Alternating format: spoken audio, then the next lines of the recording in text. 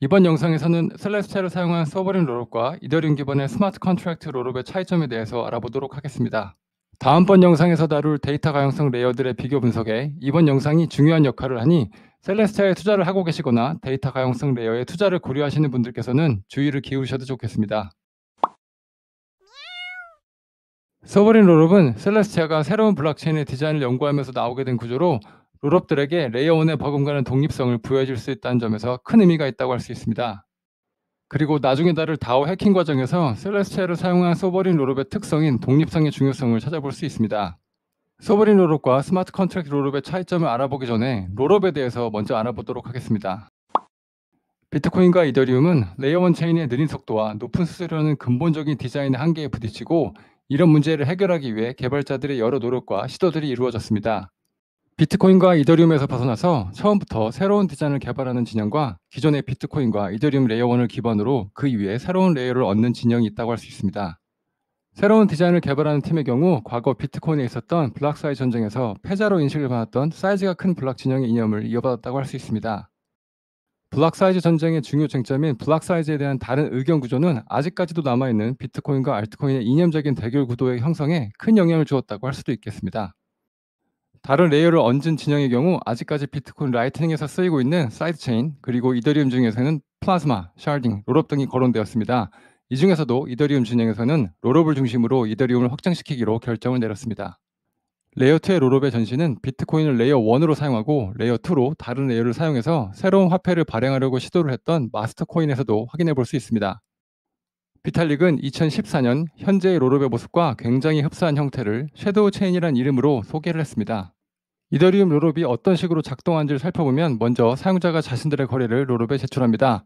롤업의 체인들은 효율성을 향상시키기 위해 거래를 개별적으로 진행하지 않고 거래들을 묶어 처리합니다. 이를 통해 롤업은 한 번에 더 많은 거래량을 처리할 수 있게 됩니다. 그리고 이 거래가 진실이라는 유효성을 보장하기 위해 롤업은 암호학적 증명을 생성합니다. 이 증명이 생성되는 방식에 따라 두 가지 형태인 옵티미스틱 롤업과 ZK 롤업이 존재하게 됩니다. 이에 대해서는 나중에 좀 더 자세한 내용을 영상으로 만들어 보도록 하겠습니다. 거래들의 유효성을 보장하기 위한 암호학적 증명들과 거래 내역을 압축해서 레이어 1인 이더리움 메인넷에 보내게 됩니다.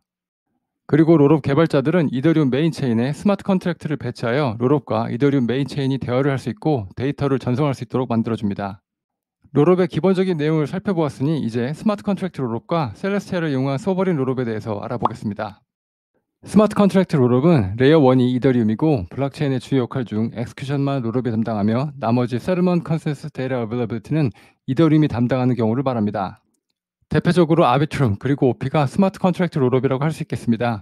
스마트 컨트랙트 롤업이란 이름은 아비트럼과 오피 모두 이더리움 메인넷의 스마트 컨트랙트를 사용해서 자신들의 롤업에서 이루어진 거래들의 유효성을 판단하기 때문입니다. 스마트 컨트랙트 롤업의 장점은 첫 번째, 빠른 거래 속도로 롤업은 거래를 오프체인으로 처리하여 이더리움의 혼잡을 우회함으로써 빠른 거래를 가능하게 합니다. 두 번째는 낮은 수수료로 주체인에 대한 작업 부담 감소는 사용자에게 낮은 거래 수수료로 이어집니다. 세 번째는 이더리움의 보안 사용으로 스마트 컨트랙트 롤업은 최종 결제를 위해 이더리움의 보안을 활용하여 거래와 전체 시스템의 유효성을 보장합니다. 스마트 컨트랙트의 단점으로는 메인 체인의 의존성을 줄 수 있습니다. 롤업은 주체인의 보안 및 데이터 가용성에 의존하며 메인 체인의 거래가 많을 때 거래가 느려지고 사용료가 상승할 수 있습니다. 두 번째는 독자성이 떨어진다는 점입니다. 롤업에서 이루어진 거래가 이더리움 체인의 스마트 컨트랙트를 통해 완료를 해야 하고 스마트 컨트랙트의 변화를 위해서는 전반적인 이더리움 커뮤니티의 동의를 얻어야 한다는 점에서 독자성이 떨어진다고 할 수 있습니다. 1000만 개의 롤업을 꿈꾸는 셀레스티아를 사용한 서버린 롤업은 스마트 컨트랙트 롤업과 비교하여 더 독립적으로 작동하는 유형의 블록체인입니다. 서버린 롤업을 국가라고 표현한다면 거래를 처리, 완료하는 것을 자신들의 독자적인 룰에 근거하여 실행하게 됩니다. DA 레이어인 셀레스티아는 나라에서 행한 거래를 잘 저장하고 군대라고 할 수 있는 보안을 제공하지만 나라 안의 거래의 유효성 판별에는 끼어들지 않습니다. 서버린 롤업의 시민이라고 할 수 있는 노드들이 거래의 유효성을 판단할 수 있고 셀레스티아에서 혹시나 잘못된 거래 내역이 제공되면 무시해버릴 수 있습니다. 즉 앞서 말씀드린 스마트 컨트랙트 롤업과 달리 셀레스티아를 사용한 서버린 롤업은 자신들의 운명을 마치 레이어 1처럼 가져갈 수 있습니다. 그리고 롤업으로서 이런 독립성의 중요성은 과거 이더리움의 역사에서도 찾아볼 수 있습니다. 다오는 2016년 이더리움 블록체인상의 새로운 유형의 벤처 투자 기금을 만들기 위한 프로젝트였습니다. 이는 미리 프로그램된 규칙에 따라 자금을 보유하고 분배할 수 있는 블록체인상의 스마트 컨트랙트를 통해 운영이 되었습니다. 투자자들은 다오 토큰을 얻기 위해 다오에 이스 토큰을 부여하고 이를 통해 투자자들이 투자 결정에 대한 투표 권한을 가지게 되는 시스템이었습니다. 하지만 이 스마트 컨트랙트의 약점을 간파한 해커가 당시 150 밀리언 상당의 360만 개의 이스 토큰을 훔쳐가는 상황이 발생하게 됩니다. 당시 이더리움 파운데이션은 다오 프로젝트의 중요성을 감안하여 결국 이더리움을 하드포크하게 되고 현재 이더리움 클래식과 이더리움이 탄생하는 결과를 가져오게 되었습니다. 이더리움 하드포킹의 이유에는 네트워크에 존재하는 스마트 컨트랙트의 경우 이더리움 자체를 하드포킹하지 않고는 스마트 컨트랙트만 따로 하드포킹하기 힘들기 때문이기도 했습니다. 다오 프로젝트의 중요성 때문에 이더리움을 하드포킹한 반면에 Parity Wallet Hack, 코인데시 익스체인지 핵, The Parity Bug Exploit 등 다른 많은 이스 토큰 해킹이 있었지만 이더리움 재단은 하드포킹을 진행하진 않았습니다. 즉, 이더리움에 존재하는 스마트 컨트랙트에 문제가 발생하게 되면 이더리움 재단이 그 프로젝트를 얼마나 중요하게 생각하는가에 따라 프로젝트의 운명이 달라질 수 있다는 것입니다. 반면에 셀레스티아 기반 롤업의 경우 해킹을 당하거나 문제가 생겼을 경우 마치 일반적인 레이어 1처럼 해당 롤업의 구성원들인 토큰 홀더들만 찬성을 한다면 하드포킹을 통해 문제를 해결할 수 있습니다. 다시 말해 롤업임에도 불구하고 자신의 운명을 결정할 수 있는 독립성을 보유한다고 할 수 있습니다.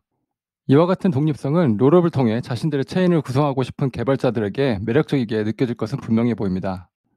다음 영상에서는 데이터 가용성 레이어인 셀레스티아, 에이건 레이어, 어베이를 비교하면서 각각의 레이어를 사용해서 롤업을 만들었을 때 어떤 특징들이 있는지 그리고 어떤 차이점들이 있는지를 알아보도록 하겠습니다.